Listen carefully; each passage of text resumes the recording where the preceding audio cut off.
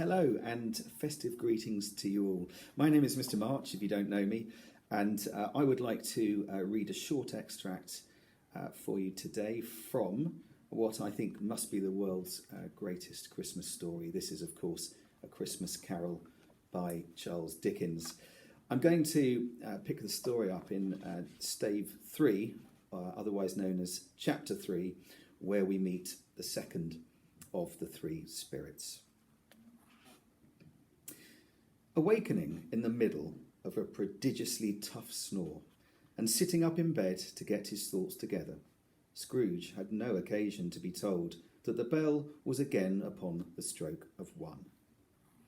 He felt that he was restored to consciousness in the right nick of time for the especial purpose of holding a conference with the second messenger, dispatched to him through Jacob Marley's intervention.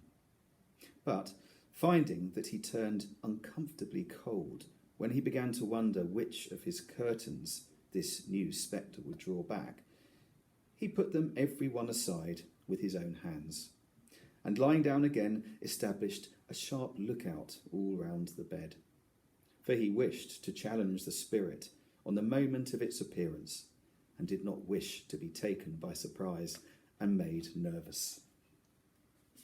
Now, being prepared for almost anything, he was not by any means prepared for nothing, and consequently, when the bell struck 1 and no shape appeared, he was taken with a violent fit of trembling.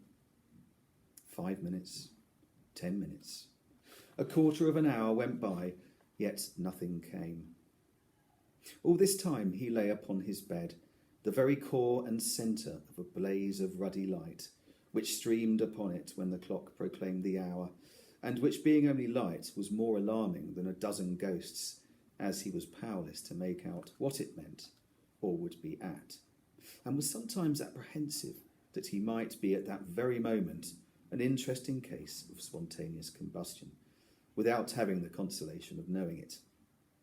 At last, however, he began to think, as you or I would have thought at first, for it is always the person not in the predicament who knows what ought to have been done in it, and would unquestionably have done it too. At last, I say, he began to think that the source and secret of this ghostly light might be in the adjoining room, from whence, on further tracing it, it seemed to shine. This idea taking full possession of his mind, he got up softly and shuffled in his slippers to the door.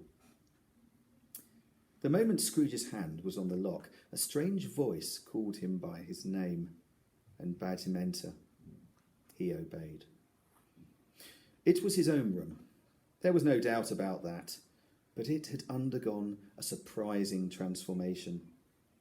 The walls and ceiling were so hung with living green that it looked a perfect grove, from every part of which bright, gleaming berries glistened.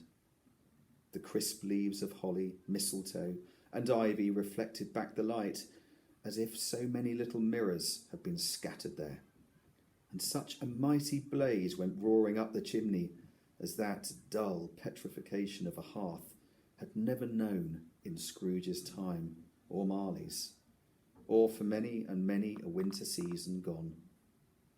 Heaped up on the floor, to form a kind of throne, were turkeys, geese, game, poultry born, great joints of meat, sucking pigs, long wreaths of sausages, mince pies, plum puddings, barrels of oysters, red-hot chestnuts, cherry-cheeked apples, juicy oranges, luscious pears, immense twelfth cakes, and seething bowls of punch that made the chamber dim with their delicious steam. In easy state upon this couch there sat a jolly giant, glorious to see, who bore a glowing torch, in shape not unlike Plenty's horn, and held it up, high up, to shed its light on Scrooge as he came peeping round the door. "Come in," exclaimed the ghost.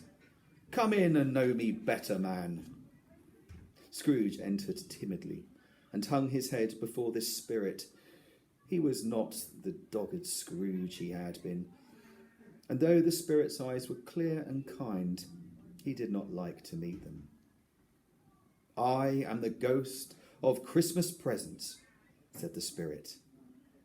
Look upon me. Scrooge reverently did so.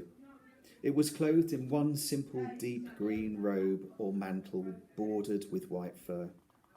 This garment hung so loosely on the figure that its capacious breast was bare, as if disdaining to be warded or concealed by any artifice.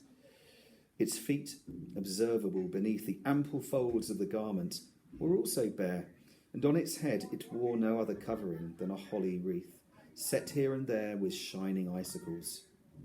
Its dark brown curls were long and free as its genial face, its sparkling eye, its open hand, its cheery voice, its unconstrained demeanour, and its joyful air. Girded round its middle was an antique scabbard, but no sword was in it, and the ancient sheath was eaten up with rust. And I would, of course, urge you to read on. Have a wonderful Christmas.